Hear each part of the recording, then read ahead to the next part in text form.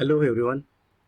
We have seen in the last lecture that is a absorption loss measurement inside a given particular fiber, and this one is about a measurement technique to be used here, that is a schematic version of the apparatus, how it is to be measured the absorption loss, and this one a thermocouple junction and a nanovoltmeter. Now if you see the same, okay, broadly if you consider that inside this particular tube here we are consider that thermocouple junctions, and broadly this particular tube consists of a hot junction and a cold junction there. We use a dummy fiber here. When light launch inside the given particular fiber, so we can measure the what will be the heat, or we measure here the what will be the total output. So because of that particular hot junction and cold junction, the temperature is to be measured. When light propagating through that, there may be absorption, and that absorption it comes under in terms of a temperature there. So that's why a thermocouple is used. So that is about your absorption loss. Next about that loss is a scattering loss. In the scattering loss measurement, so we can find out the light is scattered from the given particular fiber. So that a scattering is to be obtained inside the given particular fiber. Scattering, when that scattering occurs, generally if we consider that high value of a power launched inside the fiber, so then a scattering is occur. So to measure that what is the scattering in the given particular fiber, we can consider that a scattering loss measurement technique. So in this particular technique, we use this a setup for the measurement of a scattering, and that setup involves, that is a simple a source, then we are using a chopper, then we are using a reference signal there to consider the weaving, then a lens, and then your optical link. And that optical link and this method is used here for the scattering loss measurement, and that whatever the light scattered from the given particular fiber, okay, that can be detected by this particular scattering cube there. Now this cube, okay, that is about a solar cell scattering cube with lined with a 6 solar cells, and this cube we say that it has a 6 square solar cells, or that is a nothing but integrating sphere. So we say that is about integrating sphere here, that is about a solar cell, and it has a detector there. So that's why we can say that it is a 6 square solar cells, or we can say that integrating sphere and a detector there. This solar cube, which contains index matching fluid surrounding the fiber, which gives measurement of a scattering light, but we need to carefully balance this particular detector, because to get the uniform response of this particular detector there. And this problem of this particular 6 square cell, that can be overcome by the integrating sphere, which again usually contains a indexing matching fluid, but that particular filter, and that respond uniformly to the different distributions of the scattering light.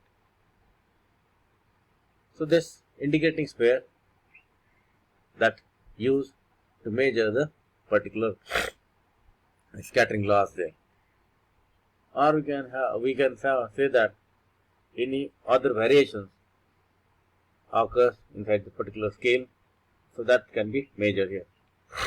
Generally a source, it is used, that is a laser source for this particular measurement, so that a laser source is able to provide a sufficient optical power at a given wavelength, so that your signal will be scattered there, because a laser is having a high power. Laser is to be used for the high power measurement.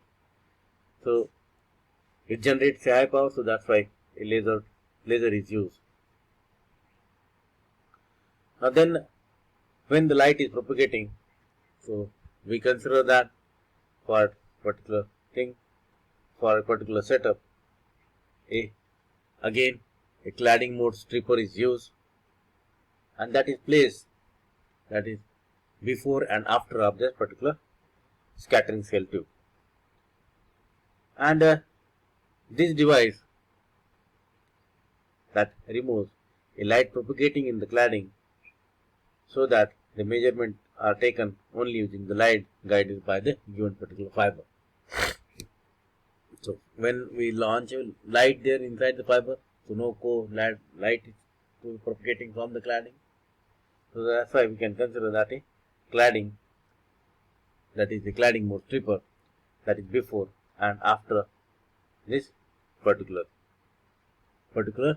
scattering cube, or that is about we have a scattering cell sphere there,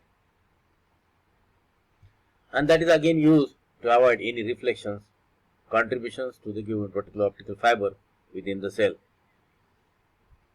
So we can find out a loss due to the scattering of a given fiber, and that loss is nothing but a 10 by L, and that is the length of the given particular fiber in terms of kilometer, and that fiber contains that particular scattering field. And then log of 10 the optical power propagating within the fiber at the cell, and divided by P opt minus PSC. That PSC is the optical scatter from the short length of the fiber L within the given particular cell.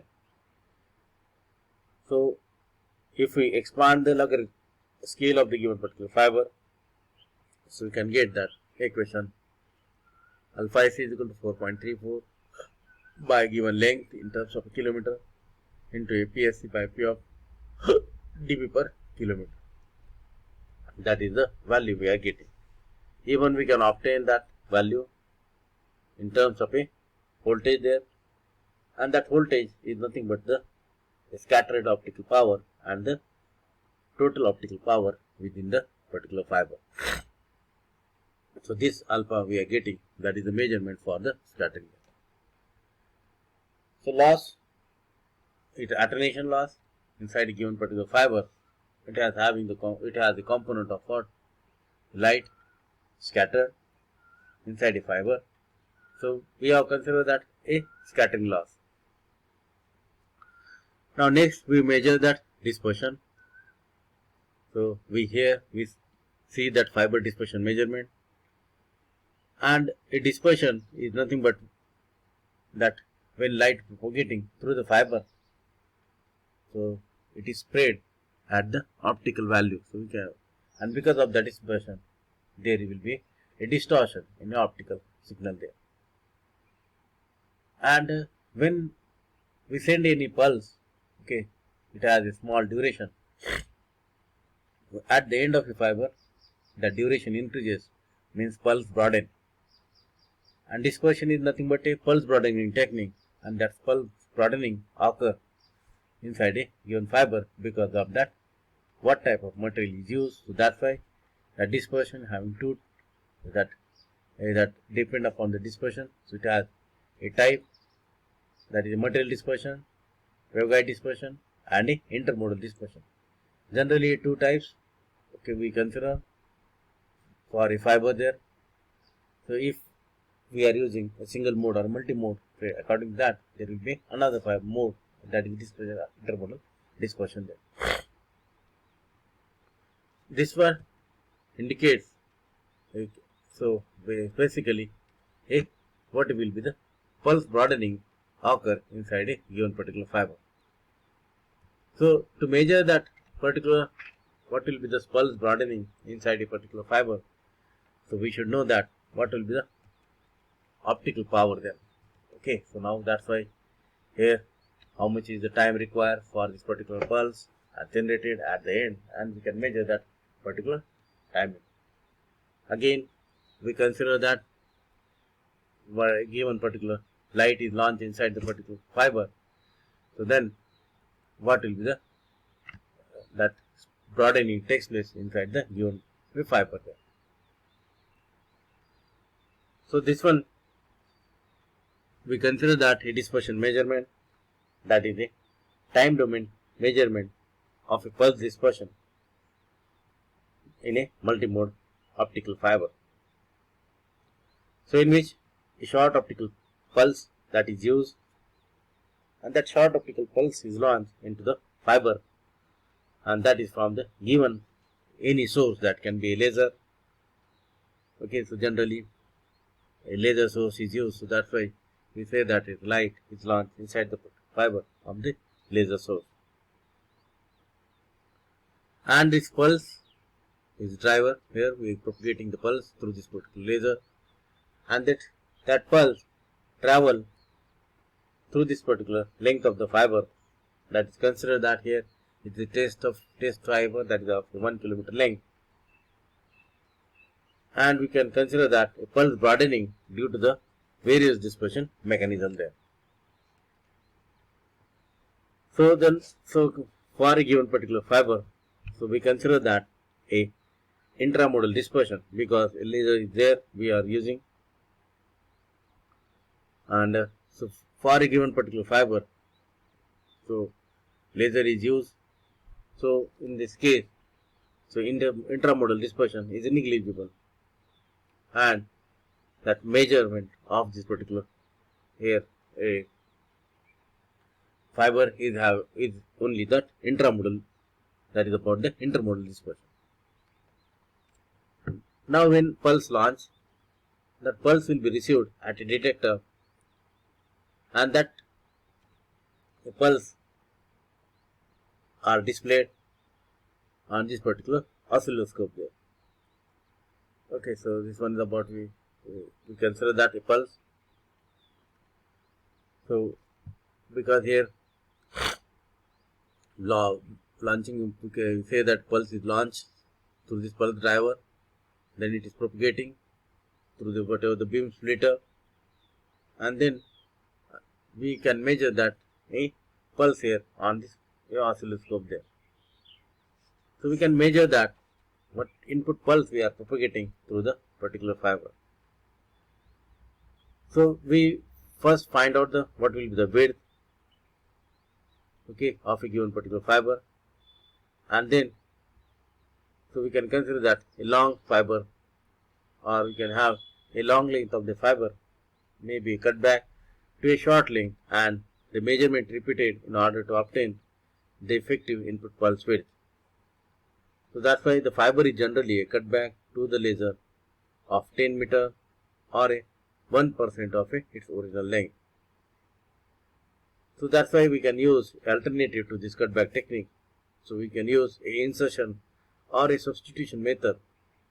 So we can consider the different types of fiber, and we can use this particular measurement there. So this dispersion is obtained by this different two pulse with measurement, that is we can measure, because we consider that input pulse and the output pulse there. So we can measure that whatever the dispersions occur inside the given particular fiber. So here the pulse shape for the input pulse and the output pulse.